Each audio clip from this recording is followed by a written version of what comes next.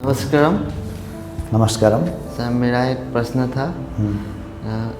Swami Vivekananda, Ramakrishna and Jesus, ये सब enlighten थे, लेकिन ये सब नॉन वेज थे। और लेकिन आप हमको नॉन वेज खाने के लिए नहीं कहते हैं, क्यों? ये मुझे जानना था। अच्छा,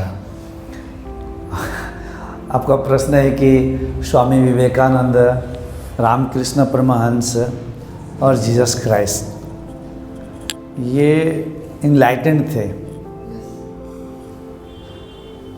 फिर भी ये लोग नॉन वेज थे, लेकिन आप हमें कहते हैं कि वेज खाओ, कंप्लीट शाकाहारी, वेगन बन के रहो। बहुत अच्छा प्रश्न किया, और शायद ये प्रश्न बहुत सारे लोगों के दिमाग में होगा। वो इनलाइटेंड थे, परमात्मा को जान लिया था, आत्मानुभूति कर लिए थे। रामकृष्ण परमहंस को लोग परमेश्वर मानकर ही पूछते थे, भगवान मानते थे उन्हें। फिर भी वो मछली खाते रह गए जीवन भर। स्वामी विवेकानंद मछली खाते रह गए जीवन भर।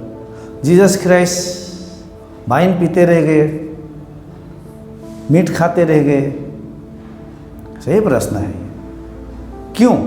अब जानना है हमें क्यों। अगर वो भी प्रबुद्ध व्यक्ति थे, वो भी इनलाइटेंड थे, और वो खाते रह गए, तो दूसरे इनलाइटेंड व्यक्ति क्यों नहीं खाएंगे, या हम क्यों नहीं खाएंगे? हम खाने से क्या होगा? देखिए, पहले मैं ये क्लियर करना चाहता हूँ, हमारे सेशन में भी बहुत सारे लोग ऐसे हैं जो कि मीट मछली खाते थे, यहाँ तक पोर्क खाते थे, वो भी आए और वो भी कुंडलिनी जागरण को एक्सपीरियंस भी कर लिए। लेकिन एक्सपीरियंस करने के बाद धीरे धीरे उनके सब सारी चीज़ें छूट गई, वो सब छोड़ दिए। मीट मछली, जितने भी नॉनवेज चीज़ें, अंडा वंडा जितना, सब छूट गई। मुझे सुनते सुनते मेरे टीचिंग को उन्होंने सुना, जैसे अंदर में, जैसे उनके अंतर आत्मा में उतरा मेरी टीचिंग, और जैसे वो अंदर में अपने पवित्रता को पाते गए, तो धीरे धीरे ये सारी चीज़ें छूट गई। अब बात ये है, यहाँ पे बुद्ध पुरुष बहुत हुए, सिर्फ वही नहीं, और भी कई होंगे जिसके नाम आपको पता नहीं है। और भी पृथ्वी पर ऐसे बहुत होंगे जिन्होंने संबोधि को प्राप्त किया, आत्मानुभूति किया, उन्होंने जाना सत्य क्या है, ब्रह्म क्या है, फिर भी वो ऐसे खाते होंगे, आज भी होंगे। और ये तो बहुत पहले उन लोगों ने आए और गए हैं। देखिए, ये जो जर्नी है, इस जो यात्रा में होता क्या है कि बहुत सारे बुद्ध पुरुष भी, इनलाइटेंड पुरुष भी साक्षात्कार कर लेते हैं और जान लेते हैं अपने स्वरूप को भी कि ये है। उसमें पवित्रता, प्योरिटी को सब लोग उस प्योरिटी तक नहीं पहुंच पाते हैं। अनकंडीशनल लव एंड प्योरिटी तक नहीं पहुंच पाते हैं। कोई उसमें भी थोड़ी से थोड़ी वो कहीं ना कहीं स्टक हो जाते हैं, कहीं ना कहीं अटक जाते हैं, कहीं ना कहीं वो रुक जाते हैं, चीज़ों को नहीं समझ पाते हैं, जो कि इस पूर्णतया पवित्रता को प्राप्त नहीं कर पाते हैं। जो अंदर से पवित्र हो जाता है, परम पवित्र, परम प्रेम में होता है, उसके अंदर ही वो अनकंडीशनल लव होता है, जो हर जीव जंतु के अंदर के प्रेम, उसका ही स्वरूप उसके हर एक श्वास में रहता है, हर एक क्षण में है। वो क्षण क्या, वो स्वयं ही है। और जो पवित्रता को पा लेता है, वह जीवों का हत्या करके खाने में उसके अंदर कोई रुचि नहीं रहेगा। इसलिए नहीं रहेगा कि ये जीव जंतु को जो खाना एक तामसिक भोजन है, तामसिक आहार है। तामसिक गुण हमारे अंदर में यह उद्भव करता है। तामसिक आहार हमारे अंदर में तामसिक गुणों का कारण बनता है। तो कोई भी एक एनलाइटेंड पुरुष भी अगर खाए, तो कहीं न कहीं उसके अंदर में थोड़ी सी न थोड़ी सी ये तामसिक विचार या कहीं न कहीं अटक गया था, कि उसने पवित्रता को नहीं पाया था।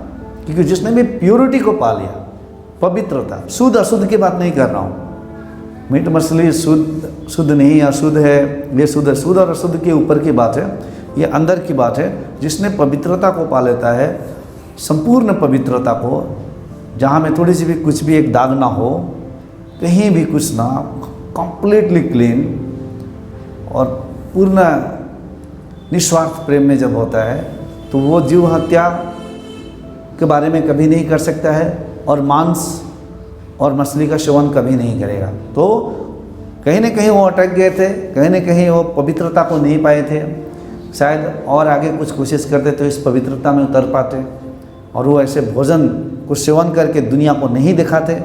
कहीं ना कहीं उनके ये भोजन लेने की आसक्ति थोड़ी सी कहीं ना कहीं शायद होगी, जिसके वजह से वे ये छोड़ नहीं पाए। आप सोच के देखिए, हम तामसिक आहार क्यों लेंगे?